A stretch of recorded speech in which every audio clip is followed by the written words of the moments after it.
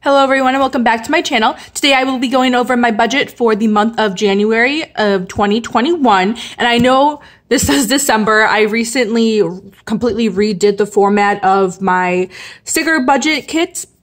And I was using the December stickers as kind of like a template for it and just forgot to change the name here. And you'll see that there are a couple other errors in the stickers kind of throughout the spread. But instead of wasting the page in ink and reprinting everything, I just decided to go with it. So it is what it is. I know that it's January. It's behind the January tab. I don't really need it to say January, even though it does kind of annoy me since I've noticed it, but at the end of the day, it doesn't make a difference for my budget. So I'm going to go ahead and start as normal with my expected income. So I will be referring to this spread. I'll have the video linked up below as kind of how I set it up a little bit. And this is kind of like my pre-budget worksheet in Excel that I use because it automatically calculates everything for me.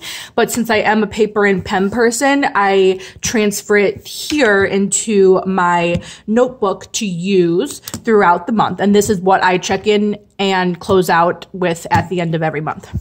So again, let's start with income. Salary, as always, I'm expected $2277.34.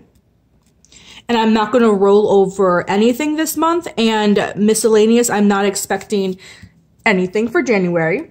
So my total comes to $2,277.34, which is my normal income. And then the expenses we will fill in as we go and the snowball amount at the end.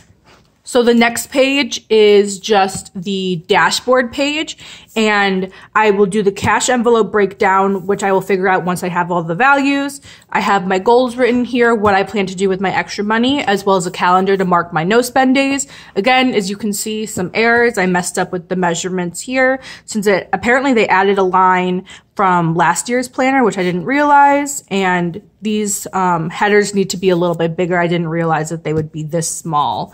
They didn't look that small on the page when I was designing it, but I need to make these bigger. But again, I didn't want to reprint everything and waste paper, so I just went with it. Okay, so starting with my bills, I have my dental and vision insurance, which is $14.76. My emergency fund, which I am putting $250 for. I am currently on baby step 3, which as you can see here, which is my 3 to 6 month emergency fund. And I'm currently working up towards $3,500, which is roughly, it's actually a little more than 3 months expenses. Fidelity, which is my Roth IRA, I am putting $50 towards that this month. Gas, which I finally remembered to move up to bills. In previous months, it was down in variable. That is $10. Patreon, I support Victoria Marie. She is a fellow YouTuber, but she does a lot of scrapbooking YouTube videos. I support her, so that's $5 a month. And then general savings, I am putting $25 towards. So this total for my bills comes to $354.76. Okay, so up next is variable. So checked bag, I am budgeting $30 because this is, I'm going to check a bag flying home from home at my parents' house back to where I currently live for school because winter break is over. Pocket money, I always budget $10. Oh, and I forgot to mention, these arrows symbolize a transfer. So I put it in bills because it is a fixed amount and it comes out on a fixed day every month. However, I'm not actually spending this money. It's kind of going into a different account that I can use at a later date, and sometimes like retirement at a much later date. So these arrows represent a transfer, and then these symbols, like before, represent cash envelopes. And I kind of have an image that correlates with the sticker spread. And in this case, it's like a skull with some flower arrangements. And then last but not least, my individual expenses would be spending, which is $50. So the total for my variable expenses comes to $90. And then this looks a little bit different. If you've been watching me for a while, this is the current baby step that I'm working on, which is finishing out my emergency fund, baby step 3. So what I kind of made these stickers myself. What my goal is to put the amount that I budgeted for, which is $250. And then whatever I ended up paying, towards it will go here, and then that difference will be here. And then in this half box will be the new total in my emergency fund amount will go there. Up next is sinking funds, and I forgot to fill in the starting values for these various funds. So I'm just going to, right for now, I'm just going to add what I'm adding or what's coming out of this month's budget.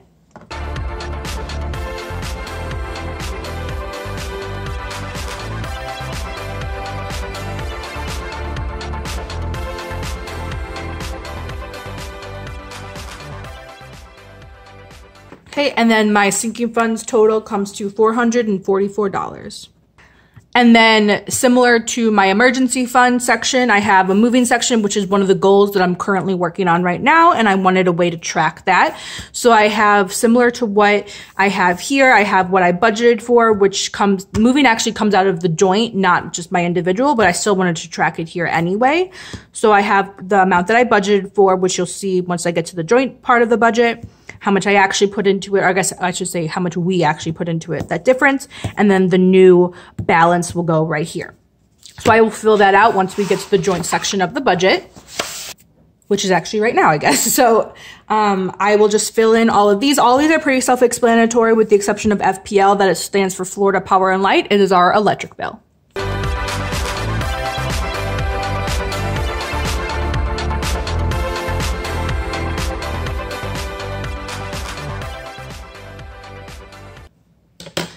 And our joint comes to a total of $1385.13. And I did forget to mention a couple of things. One, this is my half of the joint, not the total expense. So if some of these values seem a little low to you, it's because it is my half, not the total amount.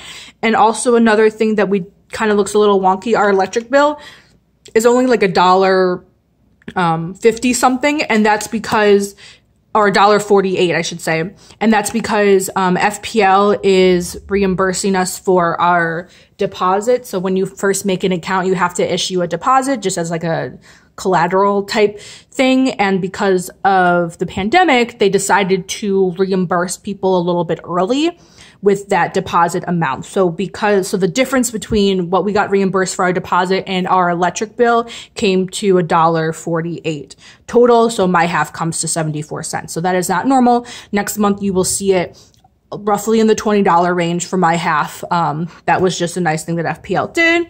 And then I think everything else looks relatively normal. We did cut back on holiday, Peru, and wedding, again, just because we plan to be moving this year in July. Well, our lease is up in July, so we might move in June, who knows, but we're planning to move. So a lot of our extra money is going to go towards moving. So because I have this moving amount, I'm going to move that here and fill in this section.